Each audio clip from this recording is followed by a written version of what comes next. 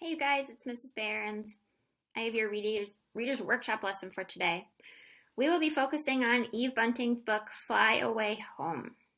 The materials you need are your iPad, a reader's notebook, and a pencil. And here are our learning targets. I understand what a stereotype is. I can identify how stereotypes are perpetuated and challenged in text. And I can explain the impact of stereotypes in text through writing.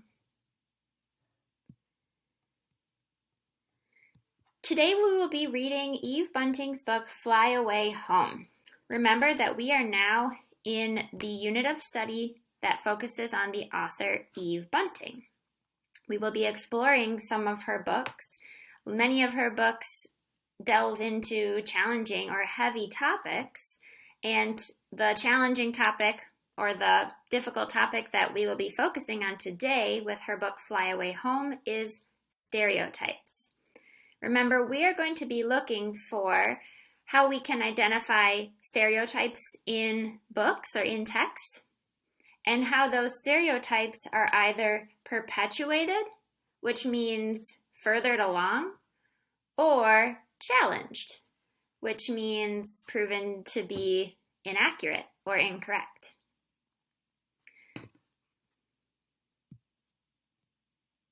Let's start reading. Fly Away Home by Eve Bunting, illustrated by Ronald Himmler. My dad and I live in an airport. That's because we don't have a home, and the airport is better than the streets. We are careful not to get caught. Mr. Slocum and Mr. Vail were caught last night. 10 green bottles hanging on the wall, they sang. They were as loud as 2 moose bellowing. Dad says they broke the first rule of living here. Don't get noticed. Dad and I try not to get noticed. We stay among the crowds. We change airlines.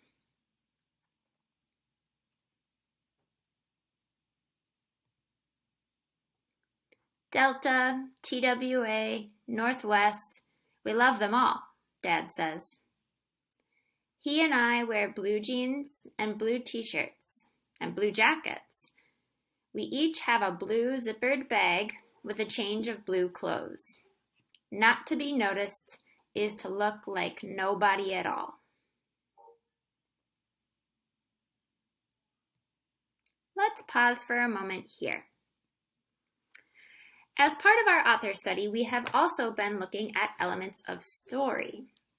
I'm going to bring up an anchor chart that we've used in our class.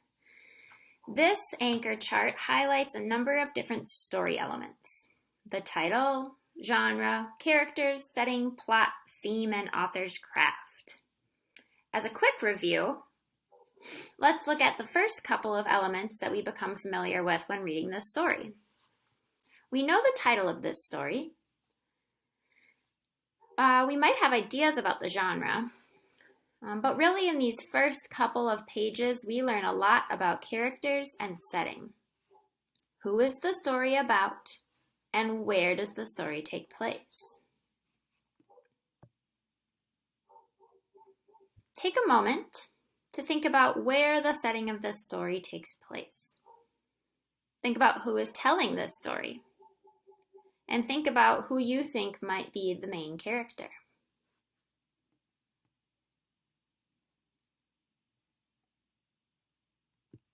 Let's keep reading. I'm going to move my little head down here. There we go. Once we saw a woman pushing a metal cart full of stuff. She wore a long, dirty coat, and she lay down across a row of seats in front of Continental Gate 6. The cart, the dirty coat, the lying down were all noticeable. Security moved her out real fast.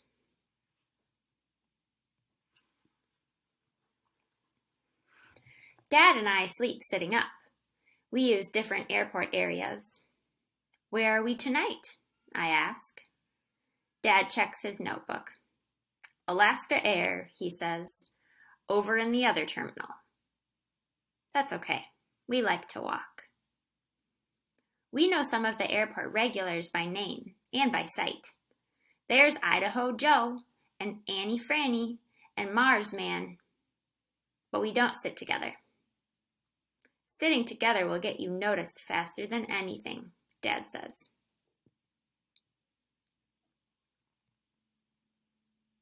Let's pause once more. Another element of story that we will be looking for is the problem. This slide says, the problem in this story is that the boy and the dad are homeless and living in the airport. Take a moment to think and reflect. How do you think the boy feels about living in the airport? What things might you worry about if you were experiencing homelessness?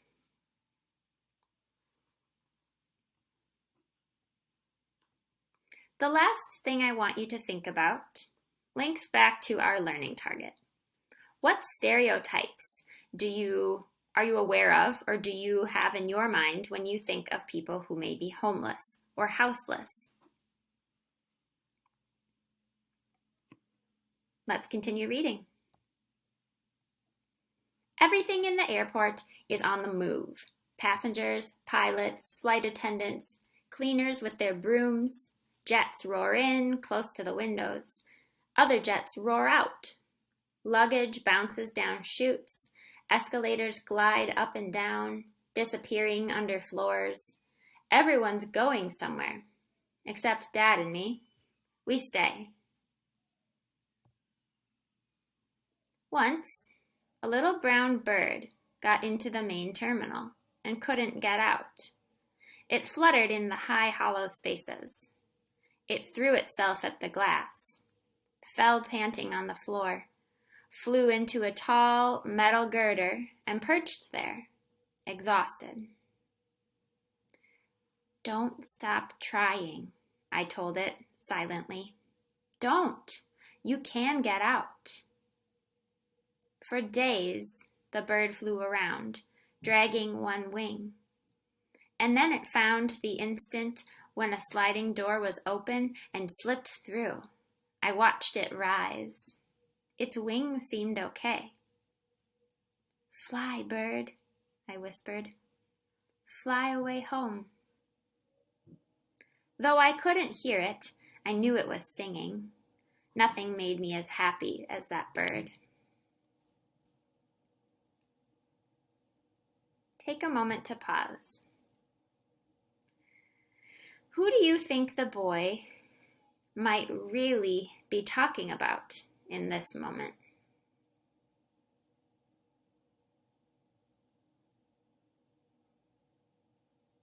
Let's continue reading. The airport's busy and noisy even at night. Dad and I sleep anyway.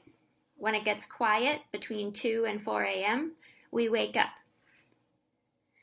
Dead time, Dad says. Almost no flights coming in or going out.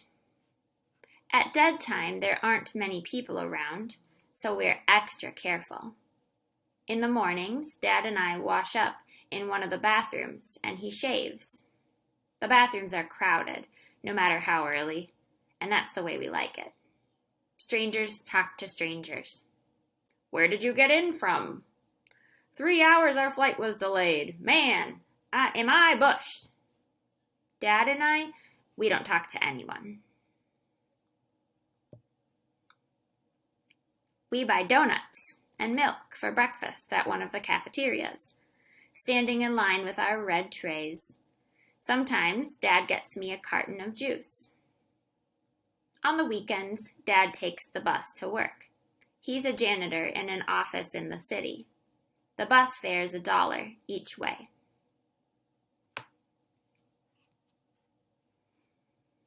On those days, Mrs. Medina looks out for me. The Medinas live in the airport too. Grandma, Mrs. Medina, and Denny, who's my friend.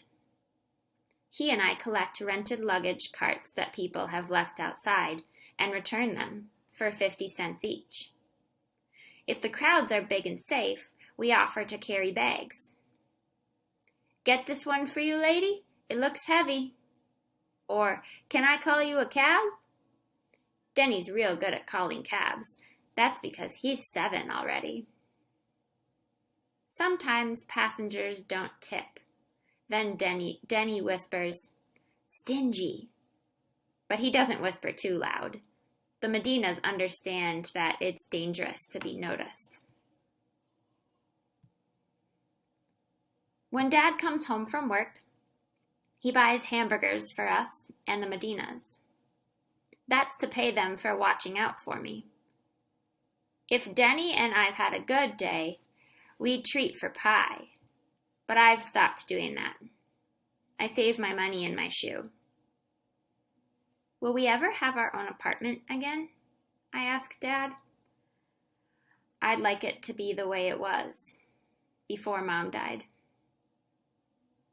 Maybe we will, he says. If I can find more work, if we can save some money. He rubs my head. It's nice right here, though, isn't it, Andrew? It's warm, it's safe, and the price is right. But I know he's trying all the time to find us a place. He takes newspapers from the trash baskets and makes pencil circles around letters and numbers. Then he goes to the phones.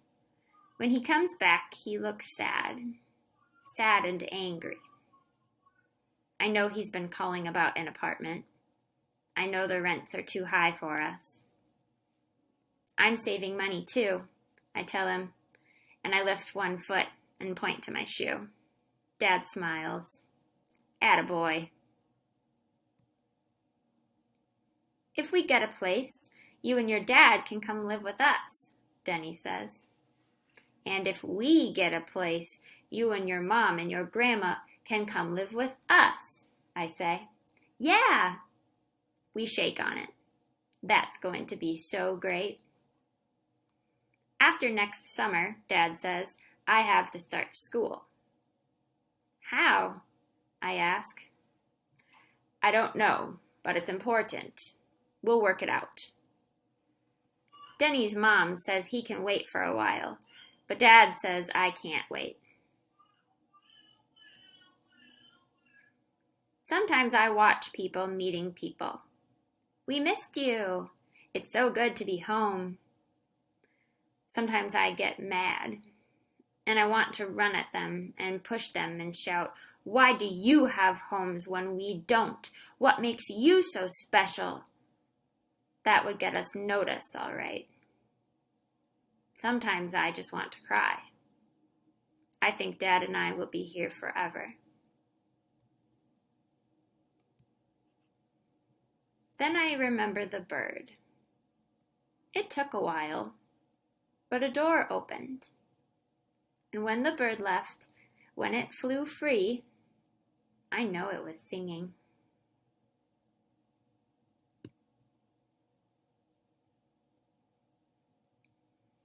Take a moment to reflect on this story that we read. What does the message in this story mean to you? What does Eve Bunting want to teach you, the reader? Does her writing dispel or perpetuate stereotypes? What sticks with you? Your assignment today is to answer these 3 questions in your writer's notebook. You will be answering these questions in the form of a letter to the author, Eve Bunting. This letter should be formatted like all other letters. It should have a greeting, a closing, and it must be at least 5 sentences long. The 3 questions that your letter will answer are, number 1, what stereotypes were a part of the story? Number 2, did the text perpetuate or challenge those stereotypes? That means, did this book further along and support the idea of the stereotype? Or did it challenge it? did it make you think that perhaps the stereotype isn't correct? And number 3, what thoughts and feelings do you have after reading this story? Try your very best to come up with descriptive words that really reflect your thoughts and feelings. Words like sad and happy can help us express those, but they're not very specific. So challenge yourself to use words other than sad and happy. Challenge yourself to come up with more specific and descriptive words. After you have finished writing that letter to Eve Bunting and answering these 3 questions in your letter, you will upload a picture of your entry to this assignment in Schoology.